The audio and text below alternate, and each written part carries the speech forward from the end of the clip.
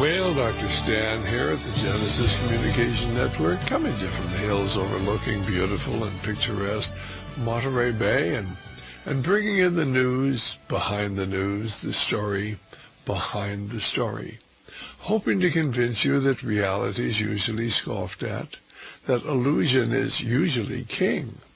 But in the battle for survival of Western civilization, it's going to be reality and not illusion or delusion that's going to determine what the future will bring. And I need to remind you the views expressed here are not necessarily those of the owners, management, staff, sponsors, or supporters of the station you're listening to.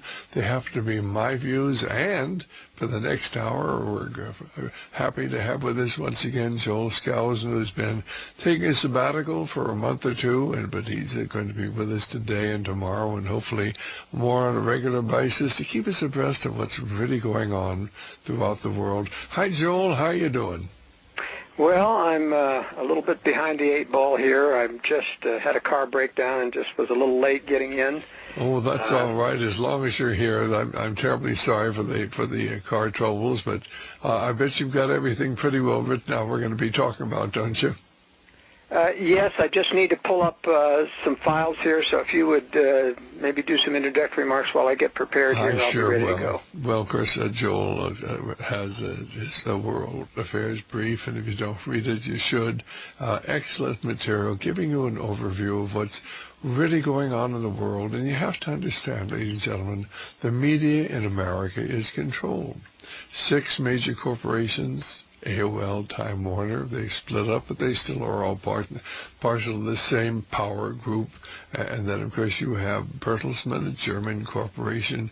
You have Viacom, which controls CBS. You have Disney, which controls ABC. You have General Electric, which did sell NBC to Comcast, but they all have vast media empires. And then you have Fox, and they all tie into the Council on Foreign Relations.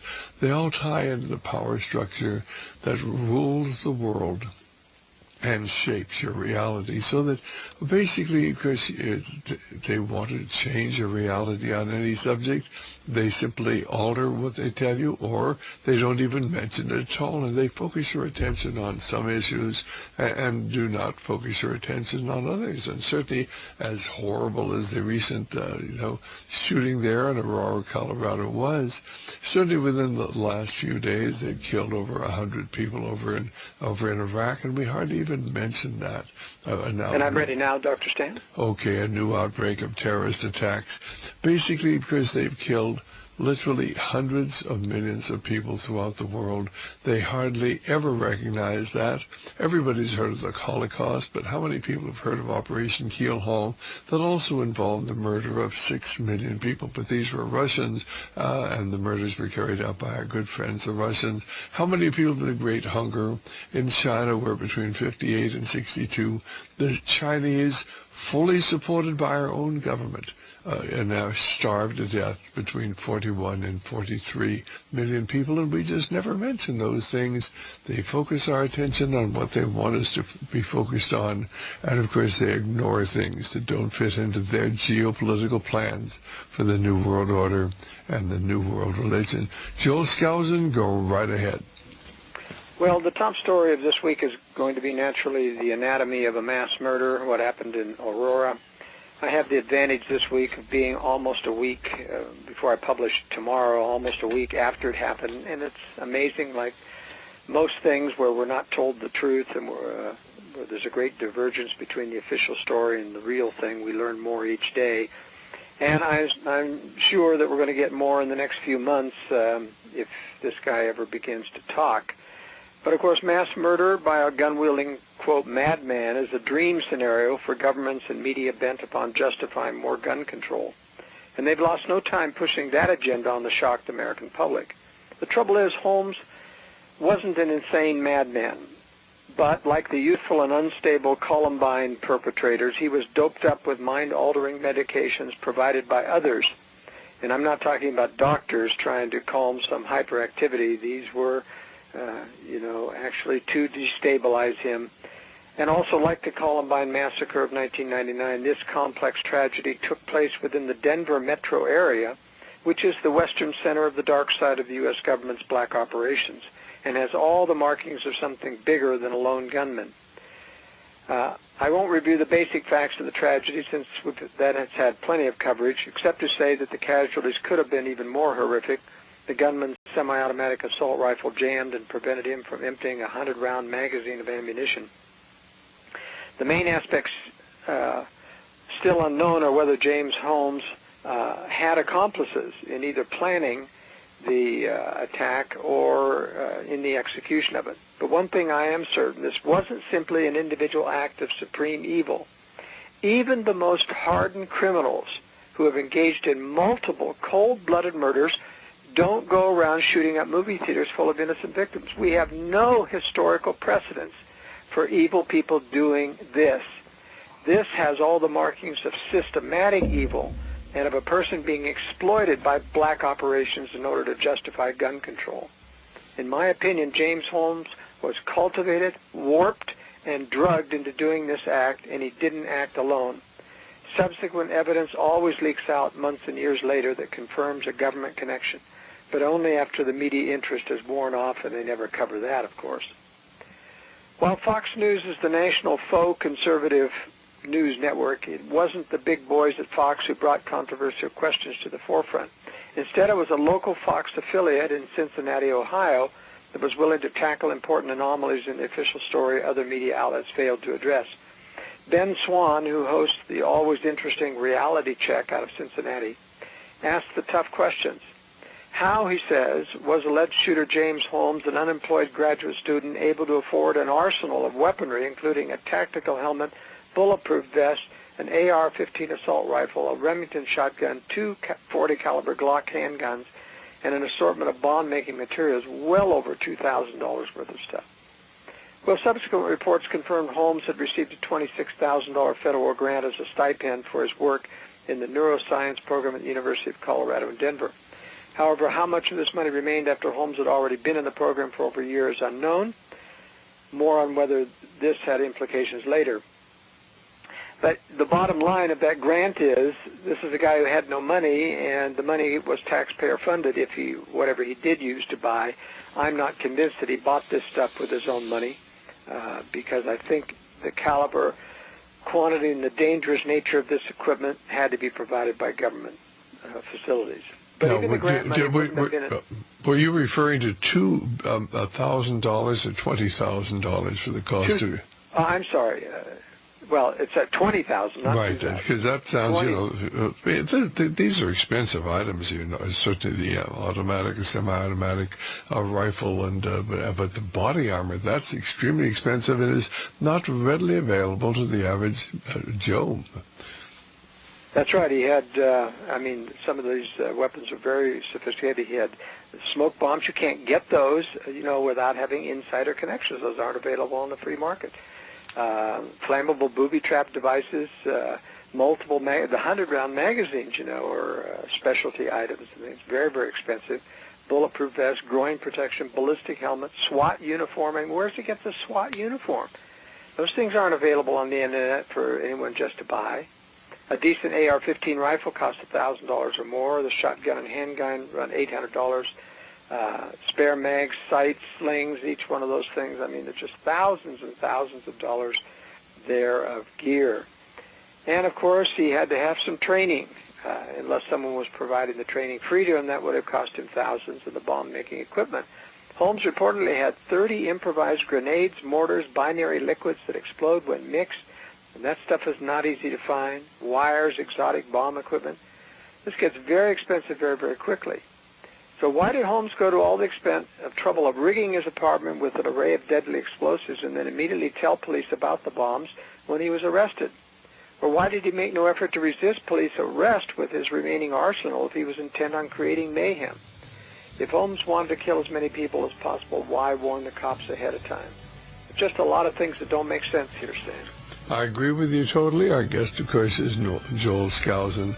And ladies and gentlemen, this is only years later after Ted Kaczynski, the Unabomber, had killed a number of people, had been convicted and sent away to prison, to come out, he was part of a CIA mind control program at Harvard. But that didn't come out for many years. Well, Dr. Stan here at the Genesis Communication Network, and certainly our guest is Joel Skousen, and we've been talking about what happened in Aurora, Colorado. And I think anybody who's studied disinformation programs has studied, what really happened on September 11th. They haven't told us the truth about that. They've done everything they could to block an independent investigation or a congressional investigation. The president wouldn't even testify under oath. The only way he'd testify if he wasn't under oath. Why would he object it on 9/11 to testifying about what he knew under oath?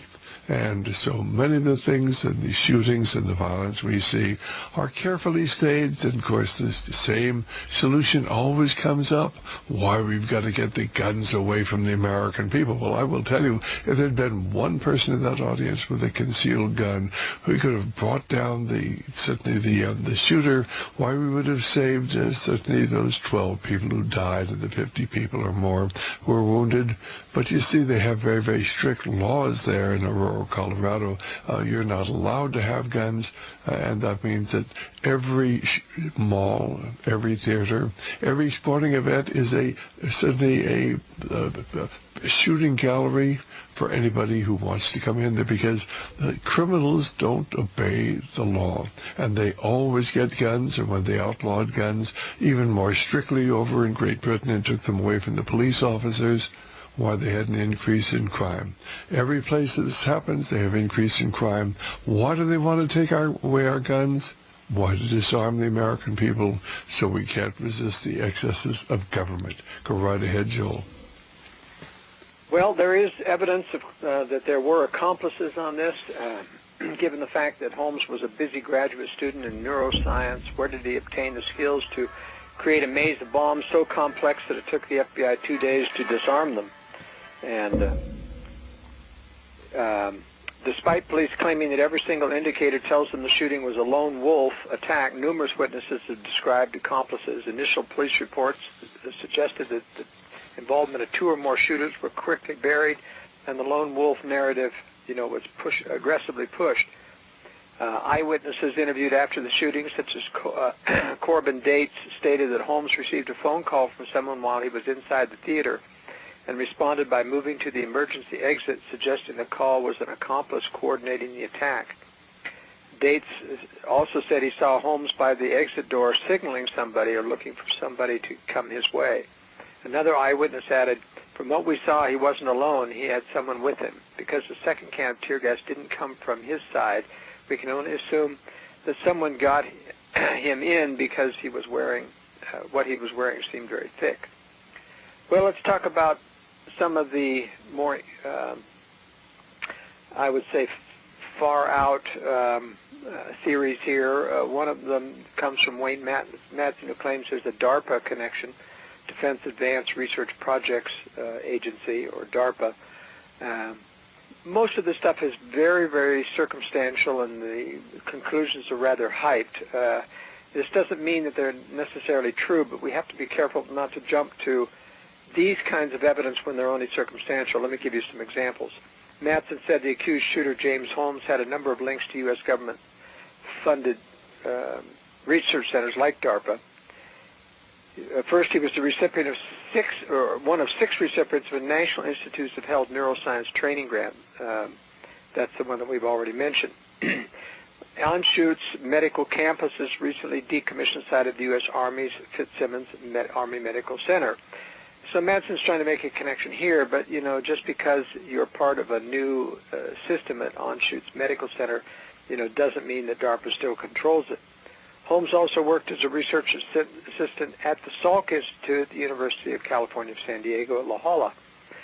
The Salk Institute teamed up with DARPA, Columbine University, and University of Wisconsin, and several others, and the Mars Candy Bar Company to devise a food source to help combat troops through enhanced use of epicatechina, a blood-flowing increase of blood vessel thing found in natural dark chocolate. Well, you see, once again, making those kind of connections just because he went to the same Salk Institute, you just cannot make the connection that he was working for DARPA under those things. Of course, there are links. These links are very non-conclusive and tenuous at best. As I said, just because Salk teamed up with DARPA doesn't make Holmes' presence there years later any indication of a DARPA connection. He also makes the point that James Holmes, his father, Dr. Robert Holmes, worked for San Diego-based HNC Software, a company that also worked with DARPA to develop coretronic neural networks that enable machines to translate things and to stimulate human thinking. Once again, there's no direct link between Holmes' father and DARPA just because the company had a project with DARPA.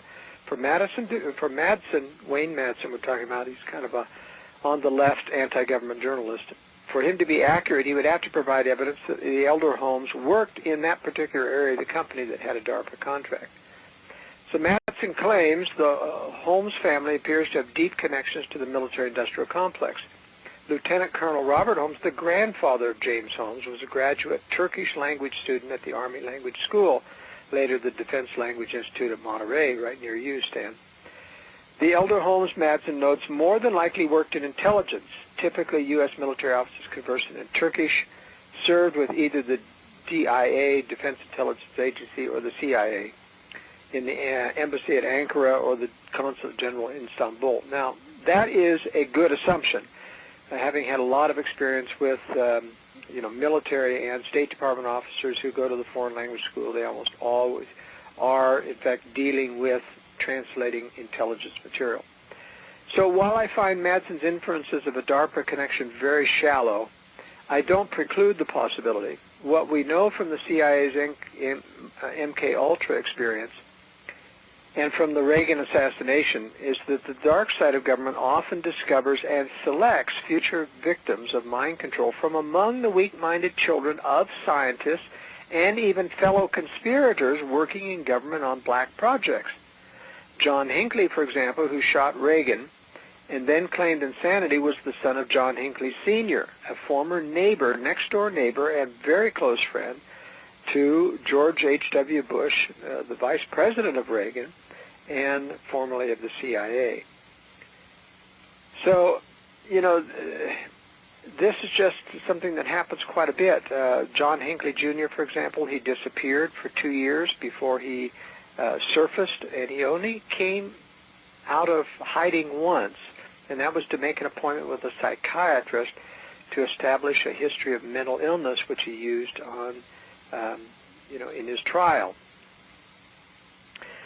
So I think it's important to understand that there are signs that these things may be true. It's just that you can't make those decisions just because of the coincidental relationships of James Holmes being, involved in the Salk Institute or in the medical center. But he does ask the real critical question. This is Wayne Madsen again. Was James Holmes engaged in a real-life Jason Bourne Treadstone project that broke down and resulted in deadly consequences in Aurora, Colorado? Operation Treadstone was a not-so-fictional top CIA project under which character Jason Bourne underwent behavioral modification in order to become a hitman for government-targeted killings. I'm going to have you to hold that. We're going to be back in just a moment with Joel Skousen. We don't know yet. So there's lots of questions. We'll just have to wait and see. Well, Dr. Stan here at the Genesis Communication Network, and I guess this is Joel Skousen from World Affairs Brief. And before we go on, Joel, I'd like you to tell our listeners how they can get in touch with you, get a copy of your publication, and certainly tell them a little bit about the books that you've written on survival and survival of accommodations. Go right ahead. Thank you, Dr. Stan. The World Affairs Brief is showcased on my website, worldaffairsbrief.com. People can get a free sample issue by emailing me at at editor@worldaffairsbrief.com. And tomorrow's issue, which will have all of the details we won't be able to get through on my analysis of the Aurora mass murder. My books are showcased on my website, joelskousen.com. And my largest and longest-standing book is called The Secure Home. It's over 700 pages and has everything a person needs in a do-it-yourself form about how to design and implement and construct a high-security shelter or retreat, including information on all the equipment that's necessary, from generators to solar power to security systems and gravel wall construction, one of my great inventions that allows you to make bullet-resistant construction out of normal wall material. My top-selling book is called Strategic Relocation, North American Guide to Safe Places. A lot of people are considering providing contingency plans to get out of the major cities, even when they have to stay there for a job, and that's the book that helps people find safe places in every state around the country. Of course, some states are better than others. And my last book is a how-to architectural book on how to implement a high-security shelter in the home. This is about how to do a safe room in an existing basement. All three of these books are available from Radio Liberty. By calling 1-800-544-8927, 1-800-544-8927. Give us a call, and certainly they're available, and there's something that you should study. Make your preparations now, ladies and gentlemen. You're far better off to be 6 months or a year or 2 or 3 years too early than one day too late. Go right ahead. Well, there's one piece of powerful evidence that points to Holmes as a mind-controlled perpetrator, put up to it by others. It is the drugged-up nature of his first appearance in the courtroom. Even though Holmes would have been under the influence of hypnosis and drugs while committing the massacre, those effects would have worn off by the time he appeared in court days later. Yet he appeared with his Joker-styled dyed red hair, droopy eyelids, and vacant look. Someone inside was keeping Holmes drugged up. Columbine shooters were also on mood-altering drugs, but they ended up dead so that no one could determine their state of mind at the time of the crime. The UK Independent wrote about Holmes' interest in altered states of the mind, which to me is an indication that he was already experimenting with altered states or was being lured into this area by his handlers. The first video footage of the subject showed him in an awkward, nervous 18-year-old giving a talk at a science summer camp in San Diego on temporal illusions, which are an illusion that allows you to change the past, he said. Holmes said he'd been working on subjective experience, which is what takes place inside the mind as opposed to the real world. It has also emerged that in the days before the attack, Holmes, a smoker of marijuana, joined a dating website seeking women for illicit sex and also tried to join a gun club. After the massacre, Holmes calmly told detectives that he had taken 100 milligrams of the prescription painkiller via codeine and identified himself as the Joker. The same drug was found in the system of actor Heath Ledger, who, when he died of an accidental overdose of prescription drugs in 2008, Ledger played the Joker in the previous Batman film, The Dark Knight. Vicodin side effects can include euphoria, paranoia, and in rare cases, hallucinations. Have you got any experience with that drug, Stan? Yes, certainly. It's used very commonly in medicine. It's called Vicodin, and it's used for pain. It's a very addicting drug, and certainly I always discourage its use. Certainly, sometimes it's much more effective than aspirin with codeine. It's sort of an intermediary between oral medications, which you do ordinarily take Vicodin orally, and starting to get onto the hard medications like Demerol and like morphine. Well, there's another anomaly that parallels the John Hinckley assassination attempt. The younger Hinckley, as I mentioned before, disappeared for 2 years before the attack on Reagan, typical of young people undergoing CIA mind control and indoctrination, and only surfaced, as I said, to visit a psychiatrist. The Denver Post revealed on Wednesday that James Holmes, the suspect in the Aurora theater shooting, may have sent a notebook to a University of Colorado Denver psychologist days before Friday's massacre that contained details about what he was going to do to kill people. But the press claims the package went unopened until Monday, according to news report by Fox News. Well, all of that, what I just read, appears too pat and too convenient. The delay of the package absolves the doctor of any liability for not alerting authorities, and yet it now surfaces and tried to provide an insanity defense. These kinds of things are planned, as it were in the Hinckley case. They're not accidental. And you know, the thing that impresses me most, Joel, is there's just so much information, so much conflicting information, so much confusing information, we have a hard time figuring out what's going on. Everything is planned. Confusion, I don't believe this is accidental. Go right ahead. Well, that's right. Now police are finding it difficult to get anything more out of Holmes. Aurora police chief told the Associated Press that Holmes was not cooperating with officials as he had been held in solitary confinement. He lawyered up, that is, he got a lawyer who's telling him not to talk. It could be months before they learn the motive behind the shootings that left 12 dead. Well, I don't know if we're ever going to know anything from somebody. It's very interesting that in the Norway shooting, still don't know anything, you know, other than his propaganda about how he did that. And I think it's very important to understand that there's a very powerful example in the fact of Sirhan Sirhan's attack on, or supposed attack on Bobby Kennedy, that also dealt with mind control. He was accused of course, killing, and he's serving prison for killing Robert Kennedy. But Sirhan, in an interview, said that it was hot that night and I was very thirsty. I remember that I went to a bar and had 4 drinks within about 15 minutes. I couldn't seem to get enough to drink. I had been drugged, he said, before being taken to the hotel. They were Tom Collins drinks. He says, I wasn't drunk, I felt drugged. I think somebody slipped something into my drinks. My legs and arms became rubbery. I remember standing by my car, but I couldn't drive, so I went inside and got some coffee. The interviewer said, how did you get downstairs to the pantry in the hotel? Sirhan said, somebody guided me. I don't know who. Did you have your gun with you? Sirhan said, yes. When I was in the pantry, the gun was in my hand.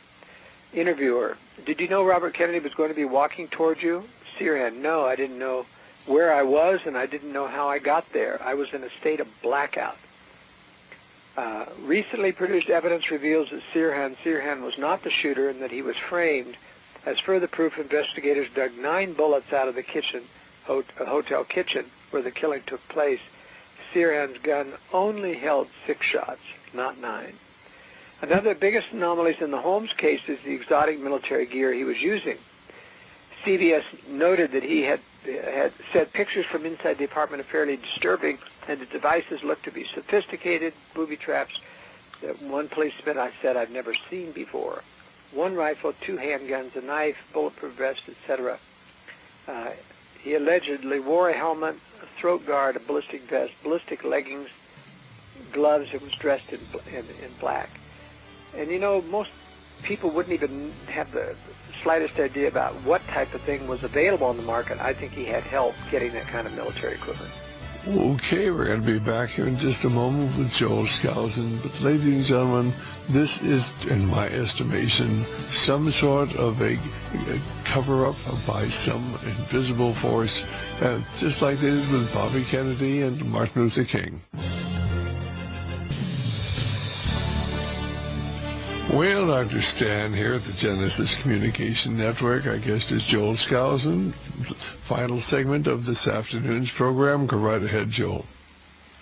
Well, fortunately for Second Amendment defenders, Holmes' purchases were not an indication that this person was a person who believed in self-defense. He was obviously purchasing a quick arsenal after having made a fairly recent decision to commit a massacre. All of these purchases were tracked by the ATF. So if they claim they need more gun control authority to flag these kinds of people, I can make the argument that they already have the data and should have raised big red flags, but they did nothing. Left liberal New York Mayor Michael Bloomberg, the high-profile darling of the gun lobby, has predictably and constantly aired his opinion that this kind of crime can only be stopped by more gun control, hinting at an outright ban on guns. Politicians like Obama are all too willing to let Bloomberg take the lead so they can avoid the political dangers of promoting gun control openly. But we know, of course, by their UN agenda that they're intending to push this. As my readers assuredly know, Gun control laws or additional bans on assault-type weapons would only disarm the public. Even in countries like the UK, where guns are mostly banned, criminals still acquire weapons. With millions of arms in the hands of ordinary Americans and millions of criminals already, it would be impossible to stop the trade in weapons, even if you had it in possession, even if possession were totally banned. With the memory of fast and furious government gun-running debacle fresh in our minds, it would be the ultimate in hypocrisy to depend on the government to protect the public from assault weapons. They are the ones providing the weapons for the drug cartels and looking the other way while the mafia and other criminal elements who occasionally do hits for the government buy these weapons on the black market. But the biggest kicker argument of all is that Aurora already had its own type of gun ban. Mike Adams reports that why didn't anyone fight back against James Holmes, the shooter who shot so many people at the Batman movie theater? Because Aurora, Colorado, as you mentioned, Stan, already has strict gun control laws on the books. Two forms. One, it's illegal to carry a concealed weapon even if you're a law-abiding citizen. And two, it's illegal to discharge a firearm in public unless you're a peace officer. Thus, any person who would have shot James Holmes and stopped the massacre would themselves have been arrested as a criminal. In Aurora, Colorado, it's illegal to stop a massacre. And I think it's the people who pass this sort of legislation that are responsible. It's not the guns that did this. It's the people who've disarmed the American civilians so we cannot defend ourselves. We need less gun control laws, not more. Go right ahead. Well, as Ron Meyer of CNS News said, I cannot help but think if one person in that audience was carrying a concealed weapon, that person could have saved dozens of lives. Unfortunately, despite what some of the left have said, this tragedy is an example of the importance of our Second Amendment rights. Crime rates alone in cities such as Chicago and Washington, D.C. prove that gun bans only increase crime.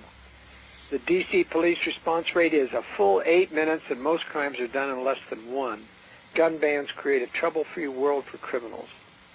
Well, the attack on the movie theater went on for several minutes.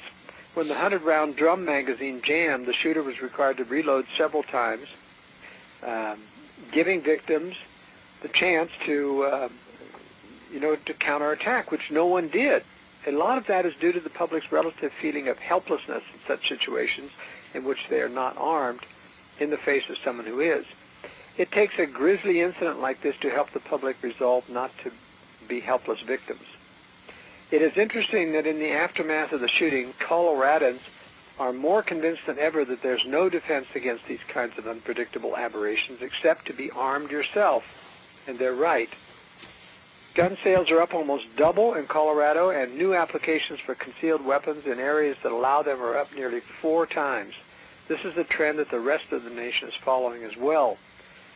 Seattle, very liberal state, King County, where Seattle is located, saw nearly twice as many requests for concealed pistol licenses than the same time last year. Florida recorded 2,300 background checks on Friday, up 14% from the week before. In Oregon, sales on Friday and Saturday were up 11%.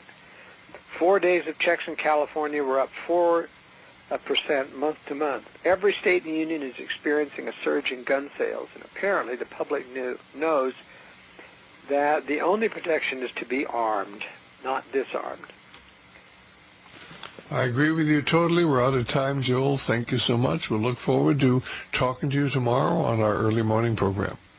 Thank you very much, Dan. God bless. Bye-bye.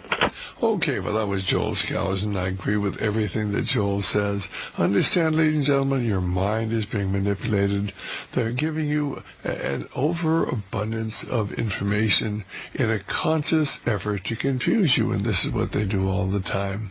You see, they know how to manipulate your reality.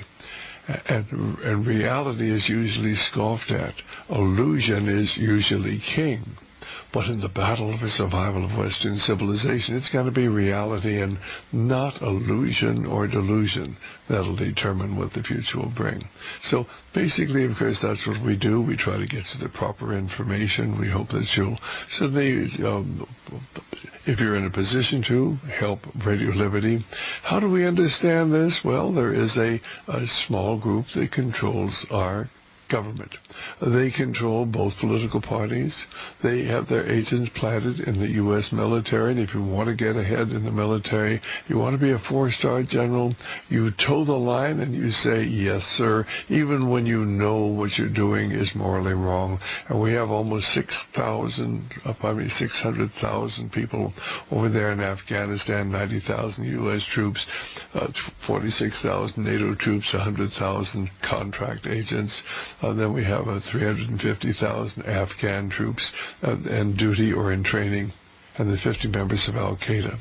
Why doesn't somebody in the military get up and say, there's only 50 members of Al-Qaeda, why don't we bring all of our boys home and just put in a couple of SEAL teams and take care of them?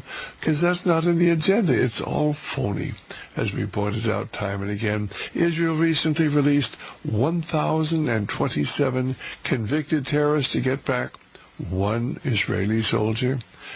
Reality is usually scoffed at. Illusion is usually king. You need my book, Brotherhood of Darkness. You need our talks on the Forbidden Secret and on the Dark Secret. They're both available on DVD, and you can get the syllabuses along with them. If you want to know what happened to Bobby Kennedy, we have a 4-CD set on Bobby Kennedy's murder, and he wasn't murdered by Saran. And then, of course, we have a book, Who Killed Bobby.